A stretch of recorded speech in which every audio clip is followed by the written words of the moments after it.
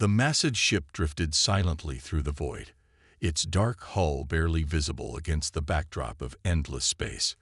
Dr. Marcus Reed pressed his face against the observation window of his research vessel, his eyes wide with wonder. After 3 months of searching, they had finally found it. The legendary Ghost Fleet. Quite impressive for ancient junk, isn't it? Master Vel's voice carried a hint of amusement.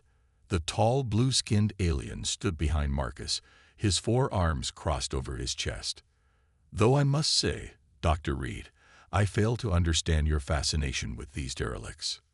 Marcus ignored the sarcasm in his colleague's voice.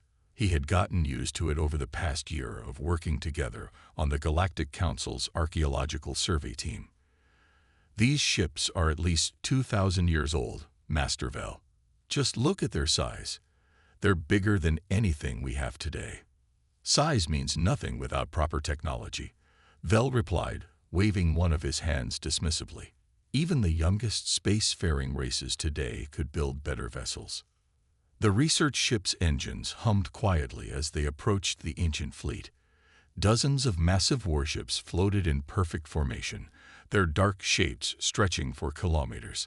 Despite their age, their hulls showed surprisingly little damage from space debris.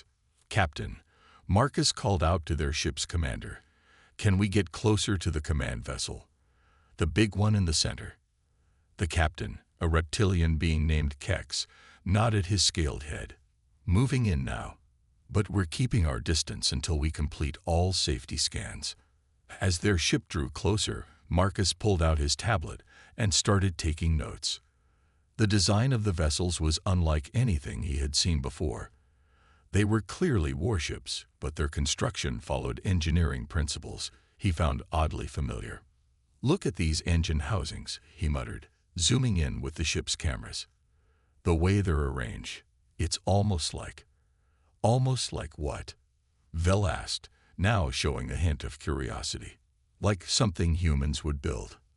The statement hung in the air for a moment before Vel burst out laughing. Even Captain Kex turned around in his chair, mandibles twitching in amusement. Humans, Vel wiped at his eyes. My dear Dr. Reed, I know you're proud of your species, but let's be realistic. These ships are 2,000 years old. 2,000 years ago, your people were still figuring out how to leave their own solar system.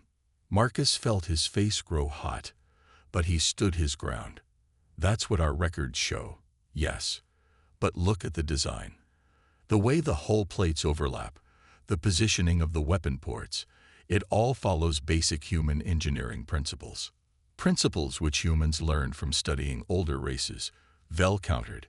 Many species use similar designs. It's simply practical engineering. Before Marcus could argue further, one of the sensor operators called out.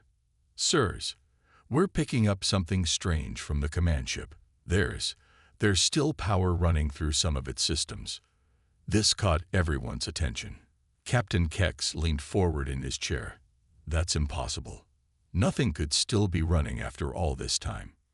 The readings are clear, sir, the operator insisted. It's very faint, but there's definitely power flowing through parts of that ship. Marcus felt his heart racing. This was the evidence he needed. Captain, we need to dock with that vessel.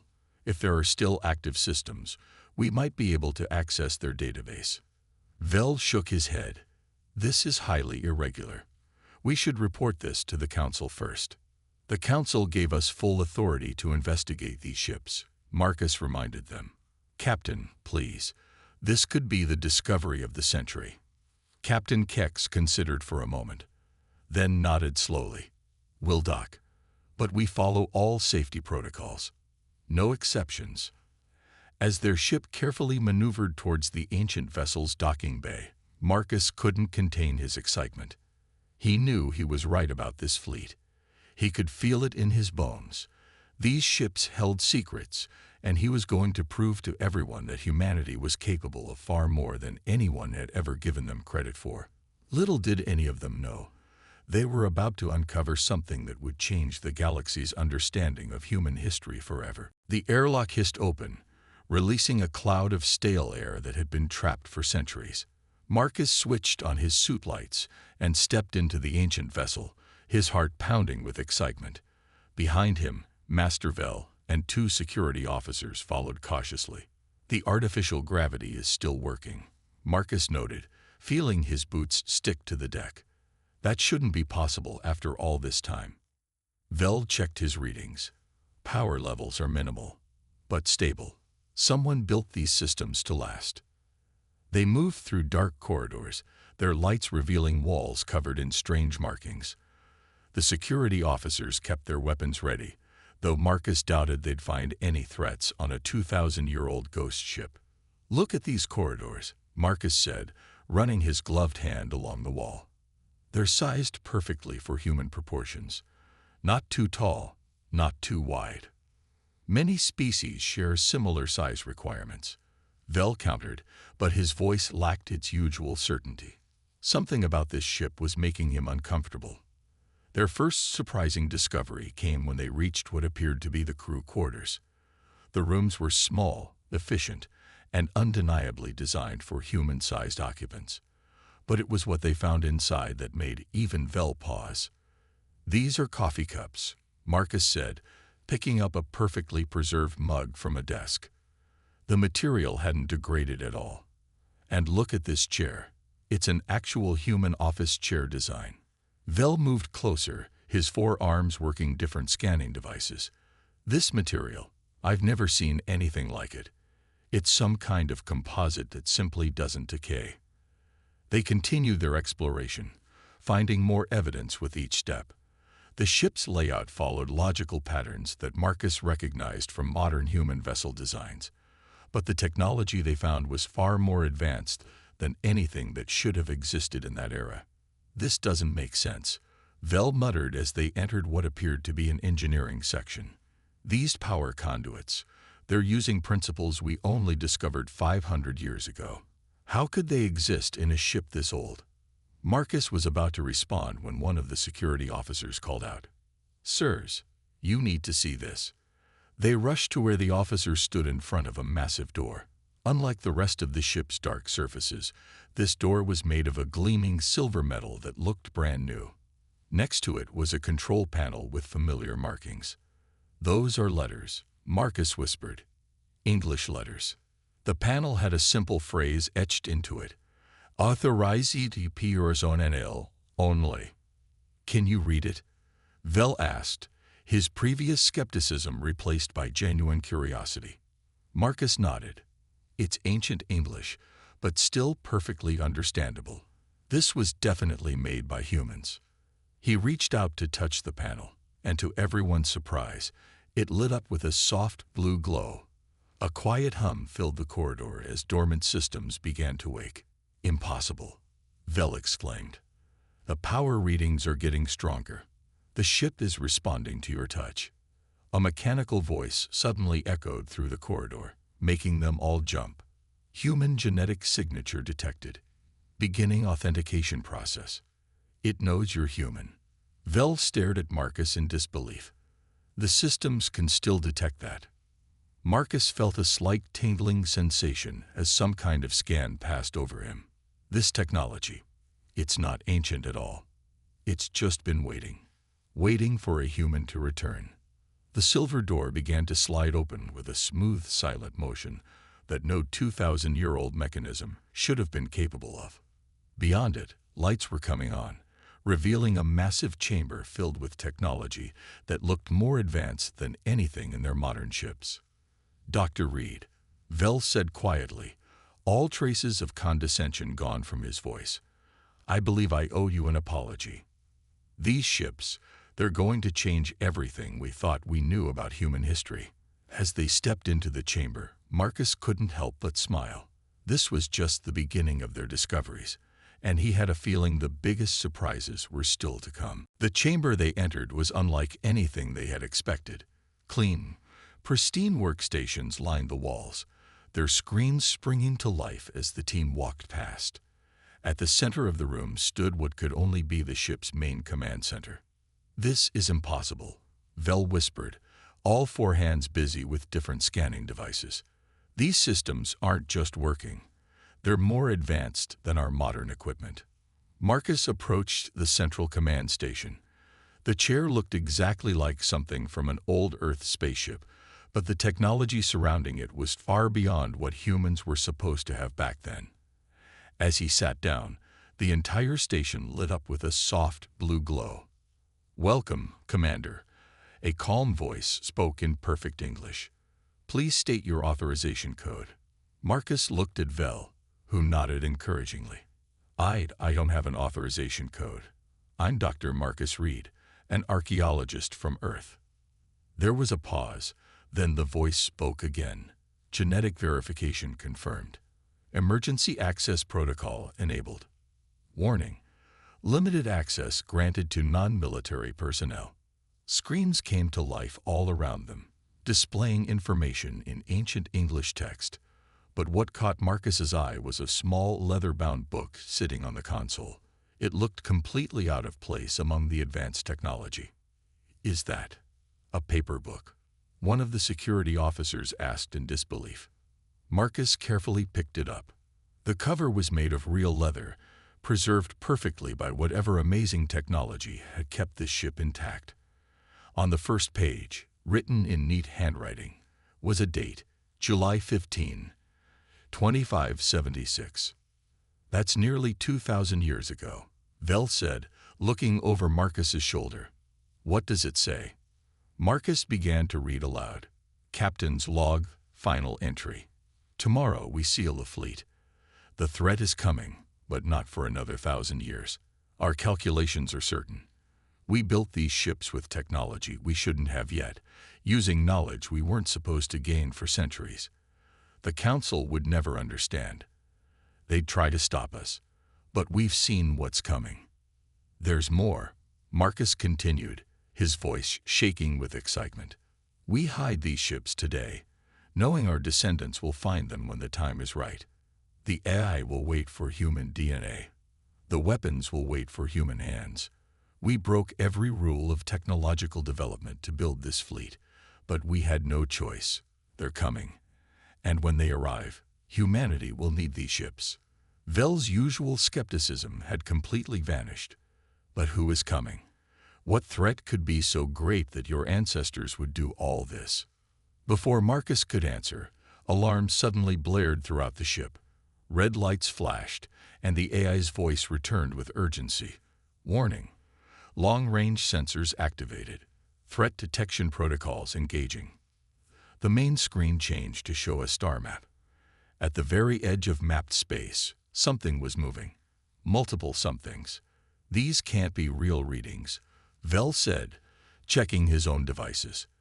"These ships have been dormant for 2,000 years. How could they possibly detect anything?" Marcus flipped through more pages of the logbook, stopping suddenly at a technical diagram. His eyes widened, because they were designed to. "Look at this. These ships weren't just built for combat. They're sentinels. They've been watching, waiting all this time." The AI spoke again. "Alert. Pattern match found in long-range sensor data. Comparing to historical records. Match confirmed. They have returned." The room fell silent except for the quiet hum of machinery. Marcus looked at the final page of the logbook, where a single sentence was written in bold letters. "When you read this, it means they're already on their way. Wake the fleet. Humanity will need every ship." Vel looked at Marcus, his earlier dismissiveness replaced by growing concern. "Dr. Reed, I believe it's time we contact the Council. They need to know what we found." He paused, looking at the warning signals on the screen. "And what's found us?" The Galactic Council's emergency chamber was filled with representatives from 50 different species, all talking at once. Marcus stood at the center with Master Vel, waiting as Council Leader Ron, an ancient being with crystalline skin, called for order. "Dr. Reed," Rom's voice echoed through the chamber, "you claim these ships were built by humans 2,000 years ago. That's impossible. Humanity barely had space flight capability then." Marcus held up the captain's log. "That's what we were meant to think. What everyone was meant to think. But we found more in the ship's database." He nodded to Vel, who activated a holographic display. "This is Operation Legacy," Marcus continued. "A secret project hidden so deep that even Earth's own historians don't know about it. The ship's eye gave us access to the files. The hologram showed Earth as it was 2,000 years ago. Images flashed of massive underground facilities, hidden shipyards built inside hollow asteroids, and technology that looked far too advanced for that era. They knew something was coming," Marcus explained. "Something they couldn't tell anyone about. So they built the fleet in secret, using knowledge they weren't supposed to have yet." "Impossible," shouted one of the council members. "Where did they get such knowledge?" Vel stepped forward. "That's the most incredible part." "Show them, Dr. Reed." Marcus pulled up another file. "They got it from us. From all of you. Every time alien ships visited Earth, every trade deal, every cultural exchange. They were learning, gathering information, figuring out how everything worked. But they kept pretending to be less advanced than they were." The chamber erupted in shocked murmurs.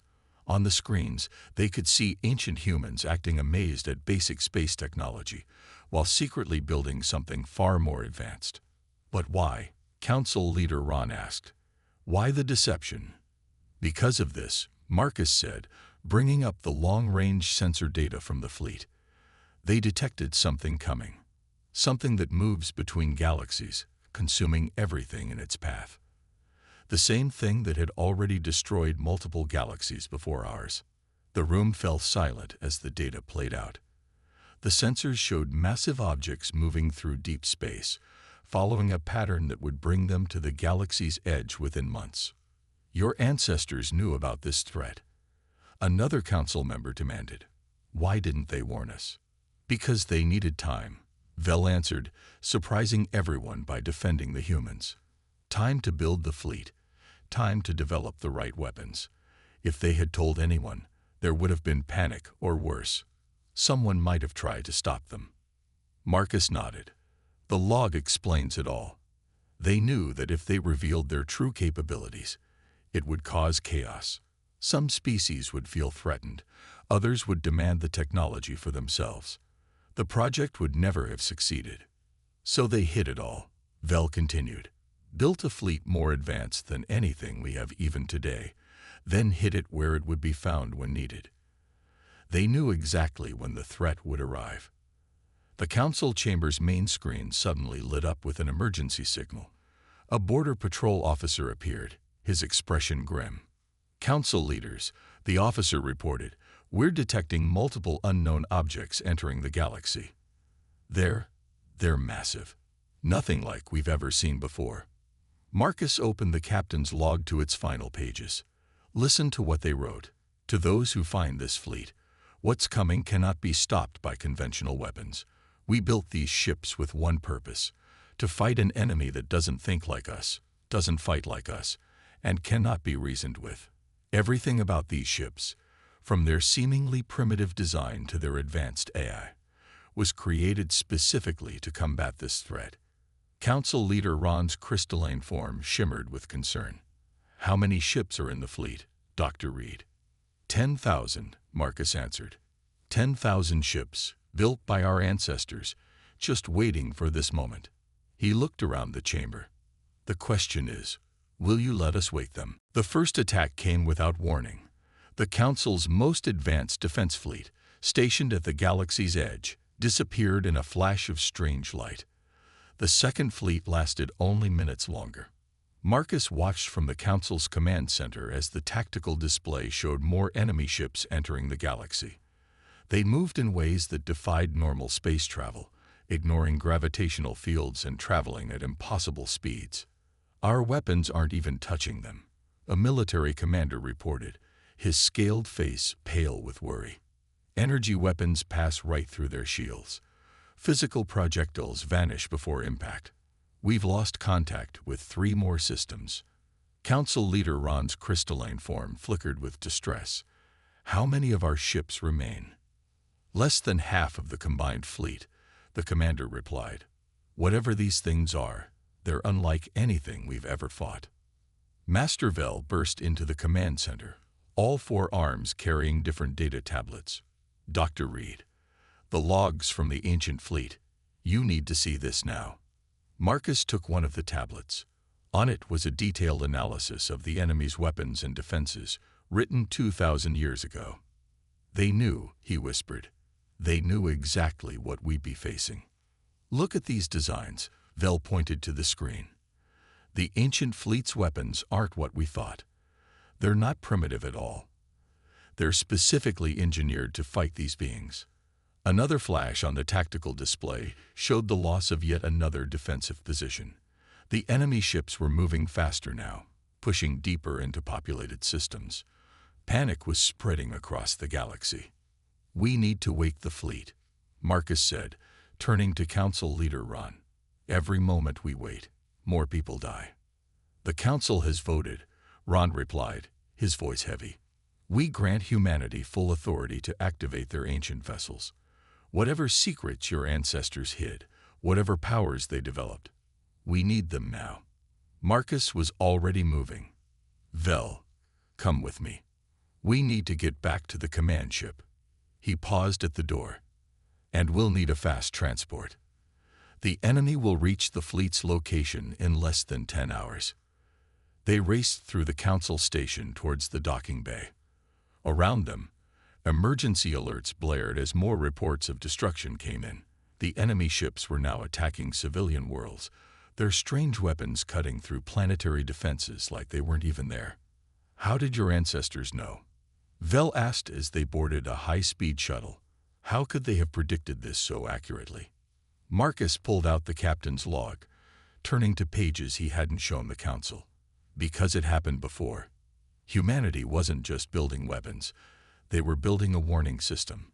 The fleet has been gathering data for 2,000 years, watching for signs of the enemy's return. The shuttle launched, pushing them back in their seats as it accelerated to maximum speed. On their communication screens, they could see the devastation spreading. The combined technology of 50 species, developed over thousands of years, was failing against an enemy that humanity had prepared for in secret. The log mentioned something else, Marcus said, reading from the final pages. The weapons will only work if used exactly as designed. That's why they needed human operators. The targeting systems, the firing patterns, they're all based on human thought patterns and reaction times. Can you really fly these ships? Vel asked. They may be human-made, but they're still 2,000 years old. Marcus looked at his friend with determination. They were built for this moment. For this exact moment. And they were built to be flown by humans who grew up playing video games and dreaming of space battles. A priority alert flashed across their screens. The enemy had changed course. They were heading directly for the ancient fleet's location. They know, Marcus realized, his eyes widening. Somehow they know about the fleet. We have to get there first. The shuttle's engines screamed as they pushed them to even greater speed. Behind them, the galaxy burned. Ahead lay humanity's last gift to the future, if they could reach it in time. The ancient command ship's bridge hummed with power as Marcus worked frantically at the main console. Around him, emergency teams of humans were arriving through every available transport, racing to their assigned ships. They had less than an hour before the enemy arrived. Wake-up sequence initiated, the ship's AI announced, beginning full fleet activation. Through the massive bridge windows, Marcus could see lights coming on across the fleet.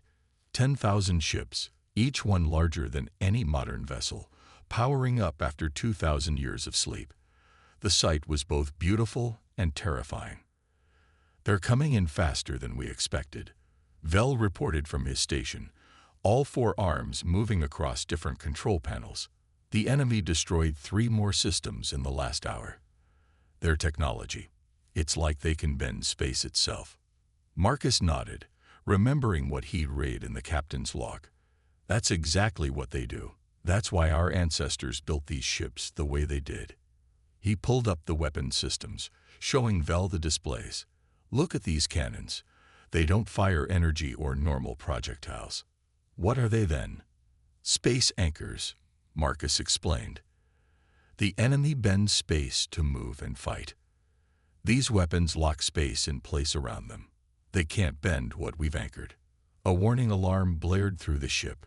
On their screens, they could see the enemy fleet approaching. Hundreds of massive dark shapes moving in impossible ways, distorting the very fabric of space around them. All ships reporting ready, the AI announced. Human crew placement at 92% and rising. Weapon systems online. Defensive grids active. Marcus took a deep breath and pressed the fleet-wide communication button. This is Dr. Marcus Reed to all ships. Our ancestors left us a message for this moment. They knew we'd face this day, and they prepared us for it. Every game we played, every space movie we watched, they were all preparing us to think the right way, to have the right instincts for these ships. He paused, watching as the enemy drew closer. The weapons are simple. The controls are intuitive. They built these ships to work the way we always imagined space battles should work. Trust your instincts. Trust the ships.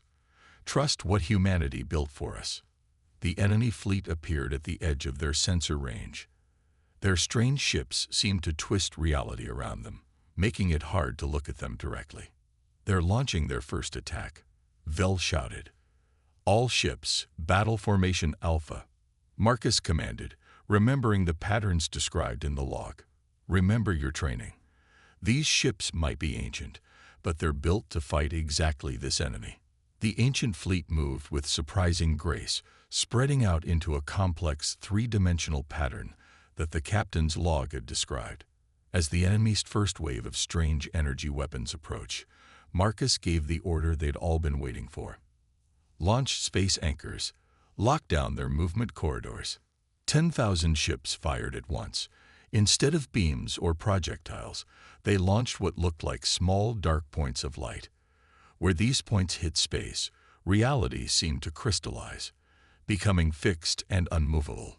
The enemy ships suddenly lurched, their impossible movements halted as they hit these zones of locked space.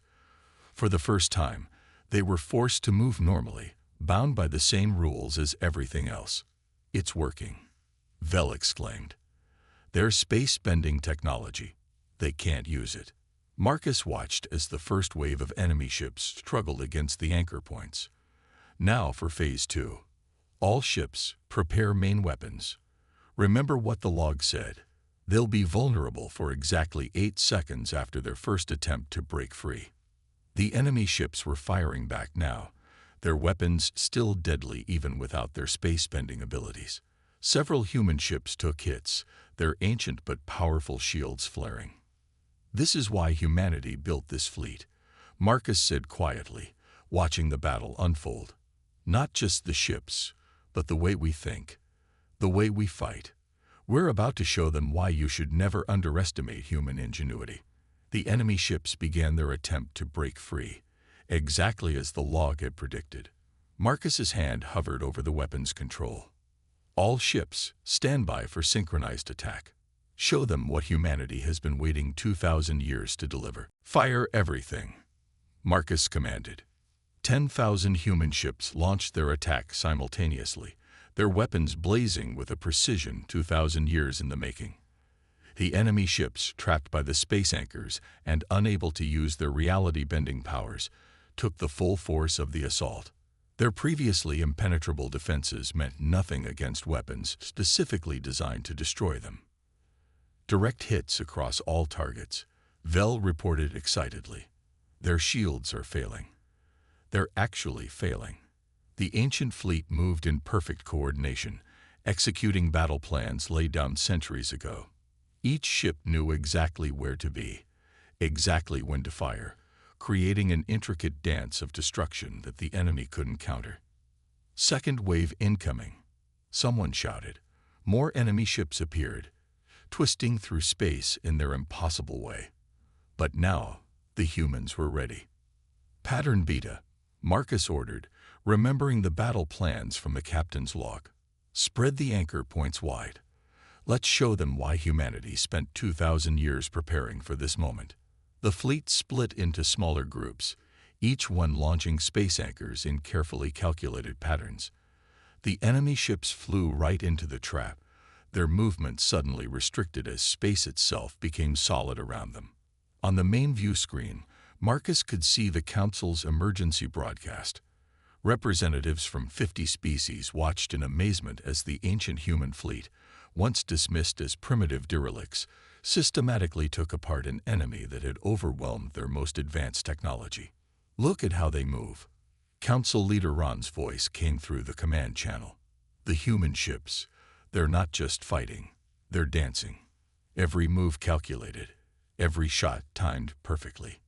Marcus smiled, thinking of all the video games, movies, and space battle simulations that humans had grown up with. Our ancestors knew what they were doing. They didn't just build these ships, they spent 2,000 years training us to fly them through our entertainment. Another wave of enemy ships appeared, larger than before. But now their movements were hesitant, unsure. For the first time in their existence, they were facing an enemy that could not only fight them, but had spent centuries preparing specifically for this battle. "They're trying to retreat," Vel observed, watching the sensor readings. "The enemy is actually trying to run away." "Not this time," Marcus said firmly. "All ships, execute final containment protocol. Let's finish what our ancestors started." The ancient fleet moved into its final formation, creating a massive sphere around the enemy forces. Space anchors fired from all directions, creating a solid wall of locked reality. The enemy ships were trapped in a bubble of normal space, their reality-bending powers useless. "Now we end this," Marcus declared. "All ships, fire main cannons. Full power." 10,000 beams of light struck simultaneously. The energy released was so intense that nearby stars dimmed for a moment. When the light faded, the enemy fleet was gone. Not destroyed in the conventional sense, they had been locked into a bubble of fixed space-time, trapped forever in a moment between moments. The command center erupted in cheers. On the council broadcast, representatives from every species were standing, applauding the human victory. Even Master Vel was cheering with all four arms raised in triumph. "Send word to all systems," Council Leader Ron announced. "The enemy has been defeated, and let it be recorded that humanity, the species we once thought primitive, had prepared for this day for 2,000 years. They built this fleet not just for themselves, but for all of us." Marcus opened the captain's log one last time, turning to the very last page. There, written in the same careful handwriting, was a final message. "To those who awakened this fleet, we entrust you with the future.